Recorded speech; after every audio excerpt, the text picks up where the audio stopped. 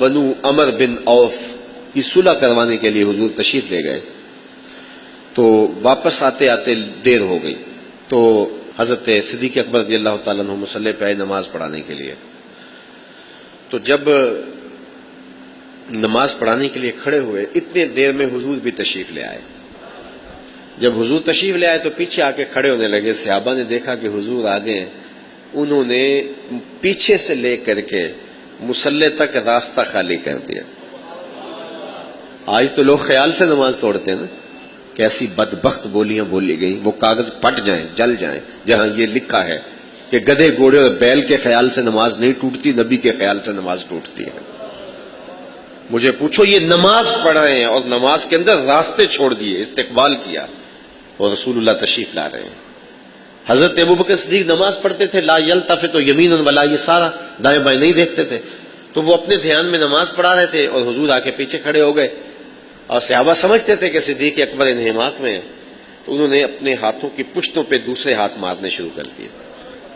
جب یوں ماجرا ہوا تو حضرت صدیق اکبر سمجھ گئے کہ کوئی غیر معمولی واقعہ ہو گیا، تو آپ نے جو ہے وہ گوشہ چشم سے پیچھے دیکھا تو حضور کھڑے تھے۔ تو حضرت صدیق اکبر نے مصلی سے پیچھے سرکنا شروع کیا، تو حضور نے اشارے سے کہا کہ تم کھڑے رہو، پڑھاؤ نماز۔ لیکن حضرت ابوبکر صدیق نے دونوں ہاتھ کھڑے کر کے اللہ کی بڑائی بولی، اللہ اکبر کہا، گویا حضور کا شکریہ ادا کیا، اور پھر پیچھے آگے حضور مصلی پہ آ گئے۔ نماز پڑھی گئی، سلام پھرا، حضور نے کہا ابو بکر جب میں نے تجھے کہا تھا کھڑے رہو تو تم پھر پیچھے کیوں آ گئے؟ تو سنو حضرت ابو بکر نے کیا کہا رضی اللہ تعالیٰ عنہ نے، کہا حضور ابو قحافہ کے بیٹے کی جرأت کب ہوئی کہ رسول اللہ کے آگے کھڑا ہو کے نماز پڑھائے؟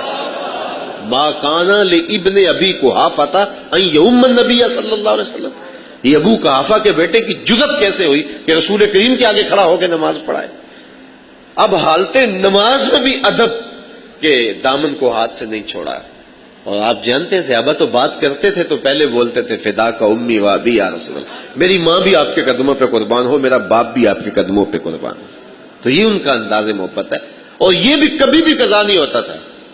جانتے ہیں آپ جب غار ثور میں حضور علیہ السلام اور سیدنا صدیق اکبر پہنچے تو حضرت ابو بکر نے رضی اللہ تعالیٰ عنہ نے کہا کہ آپ حضور باہر ٹھہرے، میں دیکھوں کہ اندر کوئی موذی شے تو نہیں ہے، اور گئے تو دیکھا سوراخ تھے، اپنا امامہ پھاڑ کے جگہ جگہ اڑس دیا، ایک یا دو سوراخ بچ گئے تو وہاں اپنی ایڑیاں ڈال دی، اور پھر کہا جان عالم اندر تشریف لائیے۔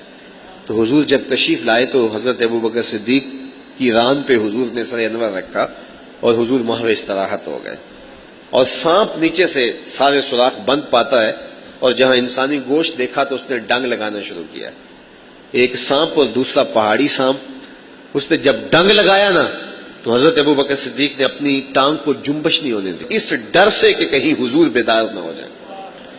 ساری توجہ ادھر رہی کہ میری ٹانگ کو جنبش نہ آئے اور حضور بیدار نہ ہو جائیں، توجہ ادھر لگی رہی، زہر سرایت کیا تو آنکھوں سے بے اختیار آنسو ڈلے اور حضور کے رخسار پہ گرے۔ حضور بیدار ہو گئے اور کہا مالکا یا ابا بکر، ابو بکر کیا ہوا؟ تو یہ ہنگامی حالات تھے۔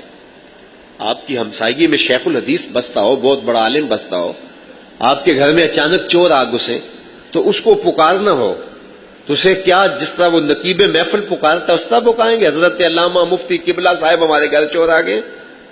بلکہ آپ سارے ادب کے الفاظ حذف کر دیں گے۔ کیوں حذف کریں گے؟ کہ ہنگامی حالات ہیں، اور جب حالات ہنگامی ہو تو اس وقت مختصر انداز کے اندر جو ہے وہ بات کی جاتی ہے۔ اب جب سیدنا صدیق اکبر رضی اللہ تعالیٰ عنہ کہ پاؤں پر سانپ ڈنگ پہ ڈنگ لگا رہا ہے، ہنگامی حالات تھے، حضور نے فرمایا مالکا یا ابا بکر، ابو بکر کیا ہوا؟ تو فوراً کہتے لو دیکھ تو سانپ نے ڈس لیا، سانپ نے ڈس لیا۔ لیکن زمانے نے ایسی محبت کہیں نہیں دیکھی ہوگی جو حضور کے غلاموں نے کی ہے۔ تو اس مشکل وقت بھی ادب کا طریقہ نہیں چھوڑا، وہ اسلوب محبت نہیں چھوڑا۔ عرض کی فدا کا امی و ابی یا رسول اللہ لو دیکھ تو، حضور میری ماں بھی آپ کے قدموں پہ قربان ہو، میرا باپ بھی آپ کے قدموں پہ نچھاور ہو، مجھے سانپ نے ڈس لیا ہے۔ تو ان حالات کے اندر بھی تقاضۂ ادب نہیں چھوڑا۔ تو یہ ان کا ادب تھا، ان کا انداز محبت تھا حضور علیہ السلام کے ساتھ۔ تو حضور علیہ السلام کے حوالے سے ہمارا شیوہ ادب وہی ہونا چاہیے جو اصحاب رسول کا شیوہ ادب تھا۔